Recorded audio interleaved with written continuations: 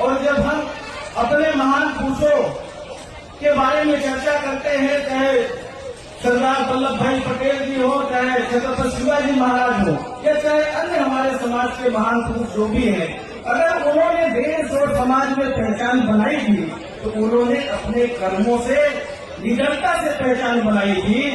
हम आप सबसे यहाँ हमारे समाज के सत्ता पक्ष के हमारे दो सांसद बैठे हैं, विधायक भी है, अन्य लोग यहाँ पर बैठे हैं, सभी पार्टी के लोग बैठे हैं, पर जो सत्ता पक्ष के लोग हैं उनसे जरूर हम कहना चाहेंगे, क्योंकि यहाँ पर जाति जनगणना की चर्चा हुई, और जब जाति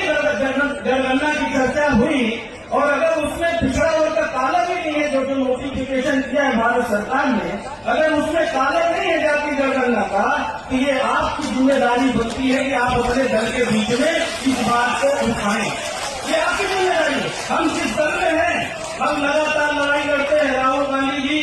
ने पूरे देश में भ्रमण करके जाति जनगणना और तेलंगाना में कराया, और जिस आधार पर तेलंगाना सरकार ने ओबीसी का अगर हम पूरा टोटल डाटा दे देंगे, डेटा कलेक्ट कर लेंगे, और उसमें अगर पूंजी कितने हैं देश में उसकी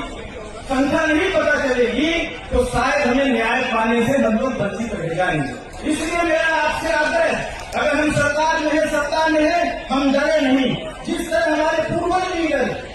बिना डरे 562 रियासतों का विलीनीकरण करना, ये सरदार पटेल और मुर्मू क्षत्रिय समाज के ही वंशज कर सकते थे। तो हम लोग यहाँ है, जिस दल में है, अपने दल के अंदर कई अन्याय अत्याचार हो रहा है, कई हमारे सामने कोई संकट है, अगर हमें न्याय मिलने में तकलीफ जा रही है, 27% आरक्षण के लिए हम पिछड़ा वर्ग के लोग संघर्ष कर रहे हैं, उससे पूर्वी समाज भी है, हम तक गलती हो बंद करने। हमने कांग्रेस पार्टी के वर्किंग कमेटी के सदस्य हैं, जो देश में सिर्फ 35 लोग हैं, उसमें हमारी पार्टी ने हमको चयन किया, CWC मेंबर है। पार्टी ने हमारे 5 बार के सांसद बनी, इनको क्यों इनकी पार्टी ने मंत्री नहीं बनाया, क्यों इनको प्रदेश अध्यक्ष नहीं बनाया, क्या वो नहीं है? इनको प्रदेश में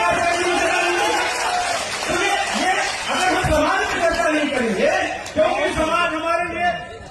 हमारे लिए सर्वोपरि है, और अगर हम सरदार पटेल के वंशज हैं, छत्रपति शिवाजी की बात करते हैं, तो हमें निर्भीकता से बात करनी होगी न्याय पाने के लिए। अगर सरकारें कोई भी हो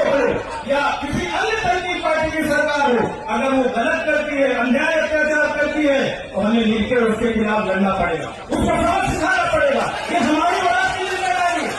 अगर हमारे साथ अन्याय होता है, अत्याचार होता है, और हम मुंह पर ही बने रहते हैं, व्यक्तिगत स्वार्थ देखते हैं, तो फिर हम समाज से सुरक्षित नहीं।